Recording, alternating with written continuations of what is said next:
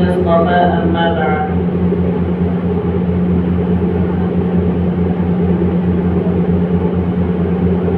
قال الله تبارك وتعالى في القرآن المجيد والفرقان الحميد: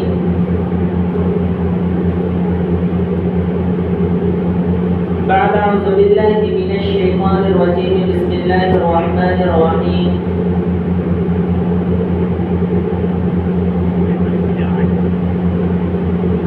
لن ينال الله لحومها ولا دماؤها ولكن يناله التقوى منكم. وقال الله تبارك وتعالى في موضع آخر: إنا أعطيناك الكوثر فصل لربك وانحر إن شانئك هو الأبتر. وعن عائشة رضي الله تعالى عنها قالت: قال النبي صلى الله عليه وسلم: ما عمل ابن آدم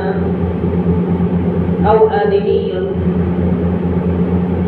من عمل يوم النحر أحب إلى الله من إحراق الدم،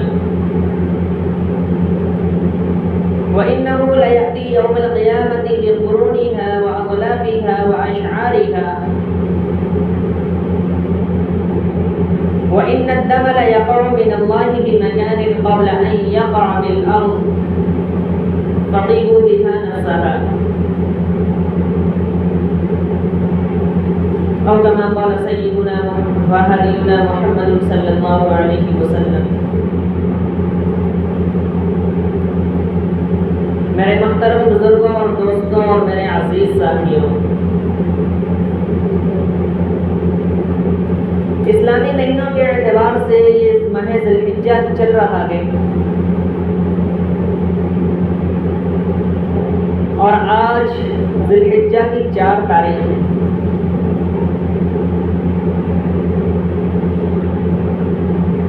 پچھلی جمعہ یہ بتایا گیا تھا کہ اللہ رب العزت نے اس مہینے کو ایک خاص مہینہ بنایا ہے، اور دیگر مہینوں کے مقابلے میں اس مہینے کی برتری اور فضیلت کو بڑھا کر کے رکھا گیا، اور اس مہینے کی اتنی اہمیت دی ہے کہ اس میں ایک روزہ رکھنے کا ثواب 1 سال کے برابر روزہ رکھنے کا ثواب دیا جاتا ہے، اور 1 رات عبادت کرنے کا ثواب لیلۃ القدر کے برابر عبادت کرنے کا ثواب ہے۔ اور اس مہینے کے اندر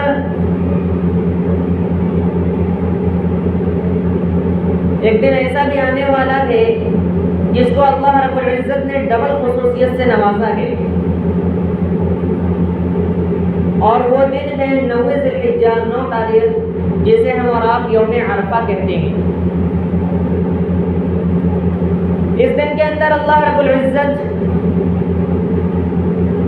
اپنے خاص کرم اور اس کی خاص رحمتیں بندوں پر نازل ہوتی ہیں، اور اس میں ایک روزہ رکھنا یعنی یوم عرفہ کے دن روزہ رکھنے سے 1 سال اگلے بھی گناہ معاف ہوتے ہیں، 1 سال پچھلے بھی گناہ معاف ہوتے ہیں۔ اور اس دن کے اندر اللہ رب العزت بندوں کی تمام دعائیں سنتے ہیں، اس لیے ہمارے دل میں کچھ نہ کچھ جو مرادیں ہیں اسے یوم عرفہ یعنی 9 ذی الحجہ کو کھل کر کے اللہ کے سامنے مانگیں، انشاءاللہ اللہ رب العزت سے یہ امید ہے کہ اللہ رب العزت ہماری دعا ضرور سنیں گے۔ اب اس مہینے کی اتنی خصوصیت اور اتنی برکت کیوں ہے؟ اللہ رب العزت نے اس مہینے کے ابتدائی 10 دن کو اتنا خاص کیوں بنایا ہے؟ اس کی وجہ یہ ہے کہ اللہ رب العزت نے اس مہینے کے اندر ایسی عبادتیں رکھی ہیں کہ دیگر مہینوں کے اندر اس کا انعقاد اور اس عمل کو عملی جامہ پہنانا ممکن نہیں۔ اس مہینے کے اندر اللہ رب العزت نے ایسی عبادتیں رکھی ہیں کہ اس عبادت کو اگر کوئی انسان دوسرے مہینے میں کرنا چاہے تو وہ پاسبل اور ممکن نہیں ہے۔ وہ عبادتیں صرف اور صرف اسی مہینے میں انجام دی جا سکتی ہیں، اس وجہ سے اللہ رب العزت نے اس کو اتنا امتیاز اور خصوصیت سے نوازا ہے۔ تو وہ کون سی عبادت ہے؟ تو پہلی عبادت جو اسلام کا ایک خاص رکن ہے، جس پر ایمان لائے بغیر کوئی مسلمان نہیں ہوتا اور جس کا انکار کرنے والا کافر ہو جاتا ہے، وہ اہم اور خاص عبادت یہ حج کی عبادت ہے۔ حج یہ اسلام کے ارکان میں سے ایک رکن ہے۔ اللہ رب العزت نے حج کی اتنی فضیلت بیان کی ہے کہ اگر اس کی فضیلت کا جو صلہ ملنے والا ہے، اگر بندوں کے ذہن میں وہ بات بیٹھ جائے تو کوئی انسان اگر لنگڑا بھی ہو تو وہ چلنے پر قادر ہو جائے، یعنی وہ چل کر کے جا سکتا ہے۔ اتنی اہم فضیلت، یعنی اس کے دل میں یہ امنگ اور یہ خواہش ضرور پیدا ہوگی کہ کاش ہمارے پاس بھی اتنی وسعت ہوتی، اتنی مالیت ہوتی، یا ہمارا اعضاء صحیح سلامت ہوتا جس کی وجہ سے ہم اتنے محترم کی شان عبادت کر پاتے۔ الحمدللہ لاکھوں کروڑوں کی تعداد میں ہر سال حجاج کرام مکہ مکرمہ اور مدینہ منورہ کا سیر کرتے ہیں اور اس محترم شان عبادت کو انجام دیتے ہیں۔ اللہ رب العزت نے ہمیں اتنی وسعت اور اتنی مالیت نہیں دی ہے، لیکن ہم اور آپ اس کی تمنا ضرور کریں۔ اللہ کے نبی صلی اللہ علیہ وسلم نے فرمایا، اگر کوئی شخص پوری زندگی میں ایک مرتبہ بھی حج کا تمنا نہ کرے تو اسے مسلمانوں کی فہرست میں شامل ہونے کا کوئی حق نہیں ہے۔ اگر اللہ رب العزت نے ہمیں اتنی وسعت اور اتنی مالیت نہیں دی ہے کہ ہم خود جا کر کے حج کر سکیں، تو کم از کم ہمارے دل کے اندر یہ امنگ اور یہ شوق ضرور پیدا ہونا چاہیے کہ اللہ رب العزت نے اگر ہمیں نوازا ہوتا تو ہم ضرور حج کرتے۔ اور اس مہینے کے اندر جو دوسری سب سے اہم اور سب سے خاص عبادت ہے وہ ہے قربانی کی عبادت۔ یہ قربانی لفظ قربان سے مشتق ہے اور اسی سے بنایا گیا ہے، جس کے معنی آتے ہیں اپنے آپ کو سپرد کر دینا، اپنے آپ کو نچھاور کر دینا۔ گویا کہ جب بندہ کسی چیز کی قربانی دیتا ہے تو اس چیز کو جسے دیا جاتا ہے اس کے سامنے بالکل نچھاور کر دیا جاتا ہے اور اس کے حوالے کر دیا جاتا ہے۔ اور یہ جو قربانی کی عبادت ہے، اگر ہم اس کی تاریخ اور اس کا اتہاس کھنگال کر کے دیکھیں تو اس کی مشروعیت اسی زمانے میں ہو گئی تھی جس زمانے میں حضرت انسان اس دنیا کے اندر بھیجے گئے تھے اور انسان کی تخلیق کا آغاز ہوا تھا، اسی زمانے سے قربانی کا بھی آغاز ہو چکا ہے۔ چنانچہ حضرت آدم علیہ السلام کے دو بیٹے حابیل اور قابیل کا وہ واقعہ کہ اللہ رب العزت کے سامنے دونوں نے اپنی قربانی کا نذرانہ پیش کیا۔ حابیل کے پاس ایک بہت ہی خوبصورت اور قیمتی جانور تھا، تو حابیل نے قربانی میں وہ جانور پیش کیا، اور قابیل کھیتی باڑی والا تھا، وہ کاشتکاری کرتا تھا، تو انہوں نے غلہ پیش کیا۔ اب اس زمانے میں یہ علامت ہوتی تھی کہ جس کی قربانی کو آسمان سے آگ آ کر کے کھا لیتی اس کی قربانی مقبول مانی جاتی تھی، اور جس کی قربانی نہیں کھاتی آگ آ کر کے اس کی قربانی مقبول نہیں مانی جاتی تھی۔ چنانچہ دونوں نے اللہ کے نذرانے میں قربانی کو پیش کیا تو آگ آئی اور حابیل کے قربانی کو جلا کر کے خاک کر دیا اور قابیل کے قربانی کو نہیں جلایا، اور قابیل نے یہ سمجھا کہ اللہ رب العزت نے میری قربانی قبول نہیں کی ہے، اور اسی وقت سے وہ عداوت اور اسلام کے خلاف وہ دشمنی اور شیطان کا اس پر حملہ کرنا، اور پھر حملہ کرنے کے بعد قابیل کا حابیل کو قتل کرنا، اور وہیں پر سے قتل کا سلسلے کا آغاز ہونا۔ تو یہ قربانی کی جو تاریخ ہے یہ بہت پرانی تاریخ ہے، آدم علیہ السلام کے زمانے سے ہی اس کا آغاز ہو چکا ہے۔ پھر حضرت نوح علیہ السلام کے زمانے میں بھی قربانی کا آغاز رہا، حضرت یعقوب علیہ السلام، حضرت ادریس علیہ السلام، حتیٰ کہ ہر اقوام و ملل اور ہر انبیاء کی مذہب میں اس عبادت کو مشروع کیا گیا تھا۔ ہر مذہب کے اندر قربانی کو رکھا گیا تھا، لیکن چونکہ حضرت ابراہیم علیہ السلام کے زمانے سے یہ قربانی اتنے زیادہ مشہور ہوئی ہے، اور مشہور بھی اس وجہ سے ہوئی ہے کہ اللہ رب العزت نے حضرت ابراہیم علیہ السلام سے ایسی چیز کی قربانی مانگی جو عموماً قربان کیا نہیں جاتا ہے۔ اللہ رب العزت نے حضرت ابراہیم علیہ السلام کو کوئی اولاد عطا نہیں کی تھی، تو حضرت ابراہیم علیہ السلام اللہ رب العزت سے خوب رو کر دعا کرتے، گڑ گڑاتے کہ یا اللہ ایک اولاد دے دے، ایک اولاد عطا کر دے۔ چنانچہ بڑھاپے کے عمر میں حضرت ابراہیم علیہ السلام کو ایک اولاد ہوئی، حضرت اسماعیل علیہ السلام کی پیدائش ہوئی۔ چنانچہ جب حضرت اسماعیل علیہ السلام تھوڑے بڑے ہوئے تو اللہ رب العزت حضرت ابراہیم علیہ السلام کی آزمائش کرنا چاہا اور حضرت ابراہیم علیہ السلام کو امتحان میں اتار دیا۔ چنانچہ حضرت ابراہیم علیہ السلام کے خواب میں دکھایا گیا کہ وہ اپنے ہاتھوں سے اسماعیل یعنی اپنے بیٹے کو ذبح کر رہے ہیں۔ چنانچہ لگاتار 3 دن تک خواب دکھایا گیا، اور انبیاء کرام کا خواب بھی ایک نبوت اور وحی کے سلسلے میں ہوتا ہے۔ انبیاء کرام کو خواب جو دکھایا جاتا ہے تو وہ بھی وحی کے درجے میں ہوتا ہے۔ چنانچہ حضرت ابراہیم علیہ السلام کو لگاتار 3 دن تک خواب دکھایا گیا تو حضرت ابراہیم علیہ السلام سمجھ گئے کہ یہ اللہ کا حکم ہے اور اللہ تبارک و تعالی ہم سے اپنے اولاد کی قربانی مانگ رہے ہیں۔ چنانچہ حضرت ابراہیم علیہ السلام نے حضرت اسماعیل علیہ السلام سے کہا یا بنی انی ارا فی المنام انی اذبحک فانظر ماذا تری، کہ اے میرے لقتے جگر رہے، میرے نور نظر رہے، میرے لاڈلے بیٹے، میں نے خواب میں دیکھا ہے کہ میں تم کو اپنے ہاتھوں سے ذبح کر رہا ہوں، تو تمہاری کیا رائے ہے، تمہارا کیا مشورہ ہے؟ حضرت اسماعیل علیہ السلام بھی جلیل القدر انبیاء کے بیٹے حضرت ابراہیم علیہ السلام کے صاحبزادے تھے، وہ بھی ایک نبی ہے۔ چنانچہ انہوں نے بھی اللہ کے حکم کو بھانپ لیا اور حضرت ابراہیم علیہ السلام یعنی اپنے باپ سے کہا یا ابت افعل ما تؤمر ستجدنی انشاءاللہ من الصابرین، کہ اے میرے والد محترم، ہے میرے ابا جان، آپ کو جس چیز کا حکم دیا گیا آپ اس کو کر گزریے، انشاءاللہ آپ مجھے صبر کرنے والوں میں سے پائیں گے۔ یعنی آپ کو جس چیز کا حکم دیا گیا ہے میں اس پر کھڑا اتروں گا۔ چنانچہ حضرت ابراہیم علیہ السلام اسماعیل علیہ السلام کو لے کر کے مذبح یعنی قربان کرنے کی جگہ کو چلے۔ چنانچہ جب حضرت اسماعیل علیہ السلام کے گلے پر چھری پھیرنے کی باری آئی تو اللہ رب العزت نے جنت سے ایک مینڈے کو بھیجا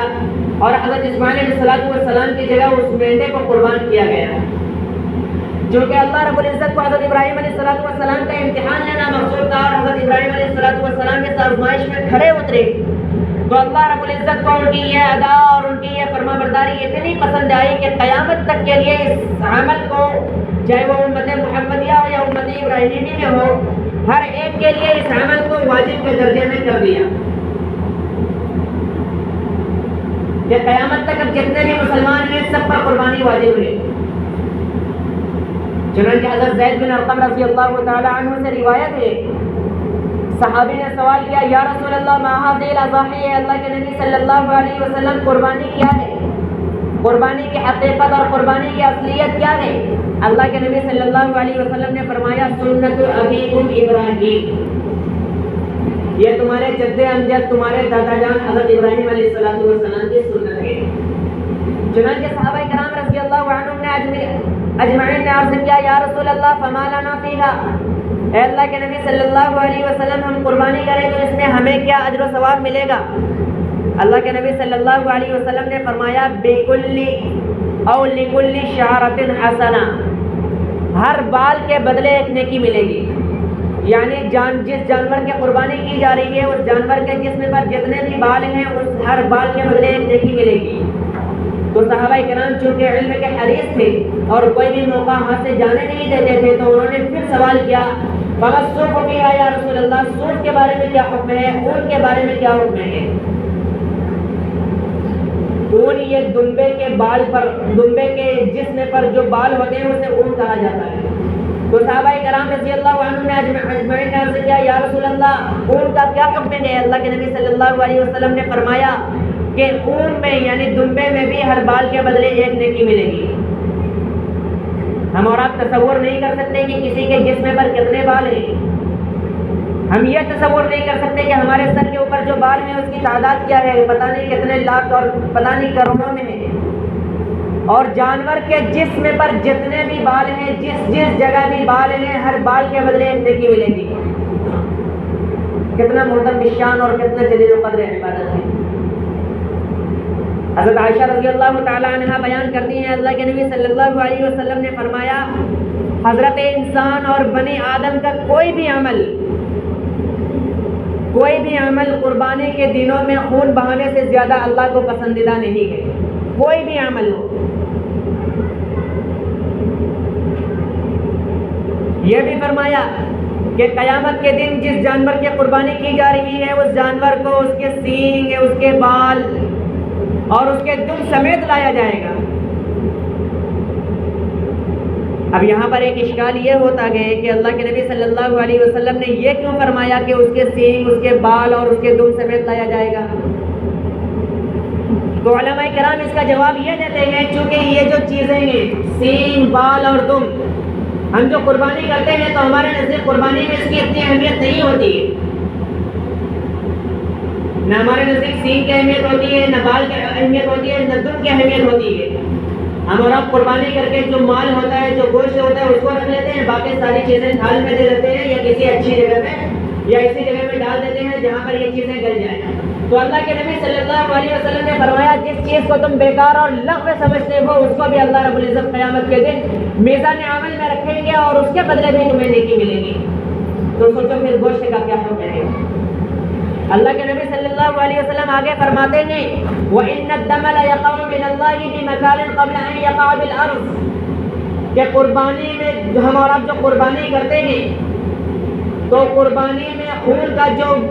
قطرہ ہوتا ہے وہ زمین پر گرنے سے پہلے ہی اللہ رب العزت کے نزدیک وہ قربانی مقبول ہو جاتی ہے۔ کتنی فاسٹ قبولیت ہوتی ہے اللہ رب العزت کے نزدیک کہ ہم قربانی کریں تو خون کا قطرہ زمین پر گرا بھی نہیں کہ ہماری قربانی مقبول ہو گئی۔ آگے اللہ کے نبی صلی اللہ علیہ وسلم نے فرمایا فَطِيبُوا بِهَا نَفْسَهَا تو چاہیے کہ تم لوگ عمدہ سے عمدہ مال کی قربانی کرو۔ یہ قربانی کی اتنی اہمیت ہے اور اتنی فضیلت ہے کہ اللہ کے نبی صلی اللہ علیہ وسلم جب مکہ مکرمہ سے ہجرت کر کے مدینہ منورہ گئے اور مدینہ منورہ میں 10 سال رہے تو 10 سال مسلسل اور پابندی کے ساتھ قربانی کرتے رہے۔ اور علماء کرام سے آپ مسئلہ پوچھیں گے کہ حضور صلی اللہ علیہ وسلم کا کوئی بھی عمل جو مواظبت اور دوامگی اور ہمیشگی کے ساتھ ہو وہ واجب کے درجے میں ہوتی ہے۔ جس پر اللہ کے نبی صلی اللہ علیہ وسلم نے ہمیشگی جتائی ہے اور ہمیشہ اس عمل کو کیا ہے وہ ہمارے نزدیک واجب کے درجے میں ہے اور اس کے ترک کرنے پر ہمیں گناہ ملے گا۔ اقام رسول اللہ صلی اللہ علیہ وسلم فی المدینہ 10 سنین یضحی اللہ کے نبی صلی اللہ علیہ وسلم 10 سال مدینے میں رہے اور 10 سال قربانی کرتے رہے۔ چنانچہ ایک مرتبہ حضرت فاطمہ رضی اللہ تعالی عنہ سے فرمایا اے فاطمہ، اے میرے لخت جگر، اے میرے جگر کے ٹکڑے، جس وقت تم اپنے جانور کی قربانی کرو تو اس وقت تم اپنے قربانی کے پاس موجود رہو، کیونکہ قربانی میں جتنے بھی اعضاء ہوتے ہیں ہر عضو کو یعنی بال، سینگ یا گوشت وغیرہ ہر عضو کو قیامت کے دن میزان عمل میں رکھا جائے گا اور اس ایک کے بدلے 70 گنا اللہ رب العزت دے گا۔ یعنی ہم ایک چیز کی قربانی کریں، ایک بکرے کی قربانی کریں تو اللہ رب العزت قیامت کے دن 70 گنا اس کا بدلہ دے گا۔ اللہ کے نبی صلی اللہ علیہ وسلم نے اتنی پابندی کی ہے اس چیز پر، اتنی پابندی کی گئی کہ حجۃ الوداع کے موقع پر اللہ کے نبی صلی اللہ علیہ وسلم نے 100 اونٹ قربان کیے،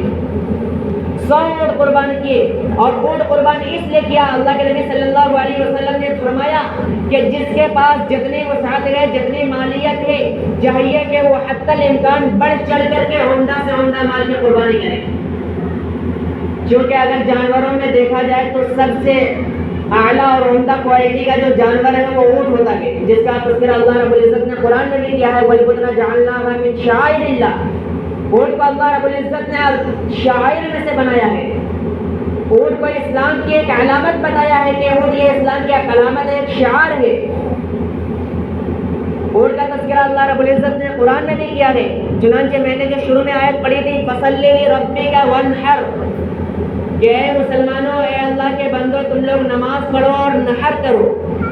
تو تفسیر اگر دیکھیں گے تو نحر کا مطلب بھی ہوتا ہے اونٹ کو قربان کرنا. عربی میں نحر کہتے ہیں اونٹ کو قربان کرنے کو. چنانچہ اللہ رب العزت نے یہ بتلا کر کے اور لفظ نحر استعمال کر کے یہ بتلایا کہ جس کے پاس جتنی وسعت ہے, جتنی مالیت ہے, چاہیے کہ وہ بڑھ چڑھ کر کے قربانی کرے. لیکن اگر ہمارے پاس اتنی مالیت نہیں ہے, اتنی وسعت نہیں ہے کہ ہم اونٹ قربان کریں یا دمبا قربان کریں, تو اسلام نے اس کے جو خلیفہ بنائے ہیں اور جو دیگر جانور کو بتلایا ہے اس پر ہم عمل کریں. اسلام نے کن جانور کی قربانی بتلائی ہے, جیسے گائے, بھینس, بیل, بکرا, بکری. اگر ہمارے پاس اونٹ قربانی کرنے کی اہلیت اور مالیت نہیں ہے تو چاہیے کہ ہم اور آپ کم از کم اس میں ضرور حصہ لیں. اور اگر ہمارے پاس اتنی مالیت ہے, قربانی کے بقدر نصاب ہمارے پاس موجود ہے, لیکن ہم اور آپ قربانی نہیں کر رہے ہیں, جان بوجھ کر کے قربانی چھوڑ رہے ہیں, تو اللہ کے نبی صلی اللہ علیہ وسلم کی یہ وعید بھی سنتے جائیے. اللہ کے نبی صلی اللہ علیہ وسلم نے فرمایا من وجد سعة ولم يضحي فلا يقربن مصلانا. جس شخص کے پاس قربانی کرنے کے پیسے ہوں, اس کی اتنی مالیت ہو, اس کے پاس اتنا نصاب ہو کہ وہ قربانی کر سکتا ہے لیکن وہ قربانی نہیں کر رہا ہے, تو اللہ کے نبی صلی اللہ علیہ وسلم نے فرمایا فلا يقربن مصلانا, تو اس کو چاہیے کہ وہ ہمارے عیدگاہ کے قریب بھی نہ آئے. عید کی نماز اللہ رب العزت نے اس کو اسلام کے شعار میں سے بنایا ہے, عید الفطر اور عید الاضحیٰ کی نماز. لیکن جو شخص اس واجب کو چھوڑ رہا ہے, اللہ کے نبی صلی اللہ علیہ وسلم نے فرمایا اس کو کوئی حق نہیں ہے کہ وہ ہماری عیدگاہ کے قریب کھڑے. اللہ رب العزت نے اس قربانی کی عبادت کو اتنا محترم شان عبادت بنایا ہے.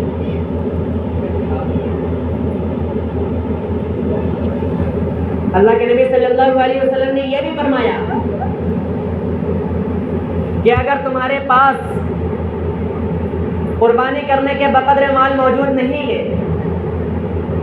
یعنی تمہارے پاس اتنی مالیت اور اتنی اہلیت نہیں ہے کہ تم قربانی کر سکو, تو کم از کم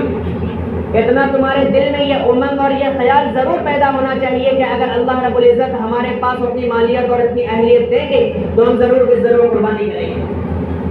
اور آج کل کے زمانے میں قربانی کرنا اگر دیکھا جائے کہ حصہ تو ہر جگہ بینر پر, بورڈ پر یہی لکھا جاتا ہے کہ 7,000 8,000 کے اندر ایک حصے کی قربانی ہو جاتی ہے. چلیے ٹھیک ہے, ہمارے پاس فی الحال بقدر اتنی مالیت نہیں ہے, یعنی ہم میں سے اکثر لوگ اتنے نادار ہیں, اتنے مخلص ہیں کہ ان کے پاس اتنی اہلیت بھی نہیں ہے کہ وہ 7-8 ہزار روپے لگا کر کے قربانی کر لیں. لیکن اگر ہمارے دل کے اندر یہ تڑپ ہوگی, یہ امنگ ہوگی اور یہ خواہش ہوگی کہ ہم انشاءاللہ اگلے سال ضرور قربانی کریں گے, تو انسان اپنے جو منتھلی انکم ہوتی ہے, اپنے سیونگ سے ہی, اپنی سیلری سے ہی ہر مہینے کچھ نہ کچھ بچا کر کے نکالے گا بھی نا. 100 روپے, 200 روپے, 500 روپے, تو اس کے سال کے آخر تک میں اتنی مالیت اس کے پاس ہو ہی جائے گی. اور ایسا نہیں ہے کہ یہ صرف ایک ایسی ہی باتیں ہیں, انسان کو اس پر عمل کرنا چاہیے. نہیں, حدیث کی کتابوں میں اور اگر کتابوں کو کھنگال کر دیکھیں گے تو اس طرح اس قسم کے واقعے بھی موجود ہیں. چنانچہ پاکستان کے اندر ایک عورت تھی جو بالکل غریب تھی. ایک مولانا قصہ بیان کر رہے تھے, بالکل غریب تھی, بالکل مفلس تھی. اس کے شوہر جو تھے وہ بالکل خلاش شہد ہیں, جس کے پاس نہ ہاتھ ہو نہ پیر ہو, جس کے پاس کمانے کی کوئی اہلیت نہ ہو. اور وہ عورت بھی غریب تھی, لیکن عورت کے دل کے اندر یہ امنگ تھی اور یہ جذبہ تھا کہ وہ حج کرے گی. چنانچہ وہ عورت کئی سال سے ہی, کبھی 10 روپے, کبھی 20 روپے, مولانا واقعہ بیان کرتے ہیں اس طرح سے, کئی سال سے ہی وہ پیسے کو جمع کر کے رکھ رہی تھی. کبھی 10 روپے, کبھی 20 روپے, کبھی 100 روپے, کبھی 50 روپے. تو کچھ سالوں کے بعد اس کے پاس اتنی مالیت ہو گئی کہ وہ حج کر سکے۔ چنانچہ انہوں نے مولانا کو فون کیا کہ مولانا ہمارے پاس تو فی الحال یعنی ہم صاحب نصاب نہیں ہے،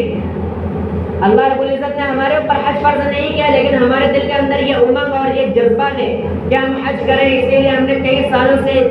کچھ پیسے جمع کیے ہیں، کیا ہم حج کریں گے تو اللہ رب العزت ہمارے حج کو قبول کریں گے؟ وہ عورت اس طرح سے سوال کر رہی ہے کہ اللہ رب العزت ہمارے حج کو قبول کریں گے؟ مولانا نے کہا کہ انشاءاللہ قبول کر لیں گے۔ جب مولانا کا فون کٹا، جب مولانا نے فون رکھ دیا تو پھر مولانا نے دل میں یہ دعا کیا کہ اے اللہ اس عورت کے بدلے تمام حاجیوں کے حج کو قبول کر دے۔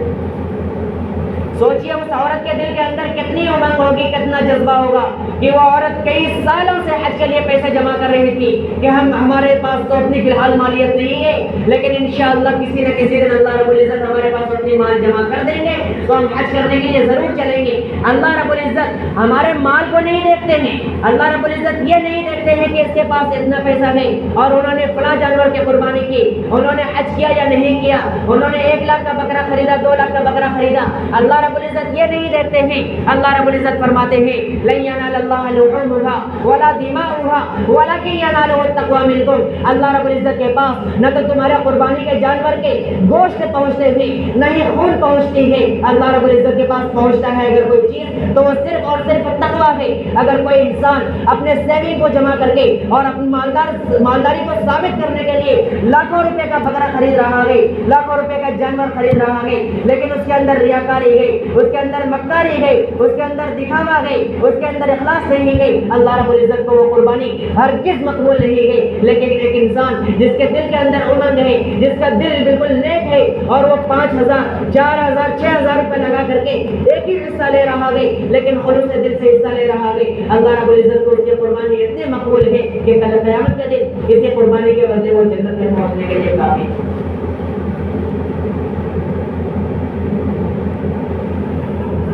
اسی لیے ہمارا آپ یہ نہ سوچیں، اچھی بات ہے اللہ کے نبی صلی اللہ علیہ وسلم نے فرمایا فقیہ نے یہاں نفسہ کہ چاہیے کہ تم لوگ عمدہ سے عمدہ مال خرچ کرو، لیکن عمدہ سے عمدہ مال خرچ کرنے میں بھی سب سے پہلے اگر ہمارے دل کے اندر جو چیز دیکھی جائے اور ہم اپنے دل کو ٹٹولیں تو سب سے پہلے اس چیز کو ٹٹولیں کہ ہمارے دل کے اندر اخلاص ہے یا نہیں، اخلاص کے ساتھ ہم قربانی کر رہے ہیں یا نہیں کر رہے ہیں۔ اللہ رب العزت سے دعا کریں کہ اللہ رب العزت ہم سب کو اخلاص کے ساتھ قربانی کرنے کی توفیق عطا فرمائے، ریاکاری سے ہم سب کی حفاظت فرمائے۔ ایک مسئلہ، چھوٹا سا مسئلہ اور بیان کر کے بات کو ختم کروں گا۔ ایک مسئلہ اور ہے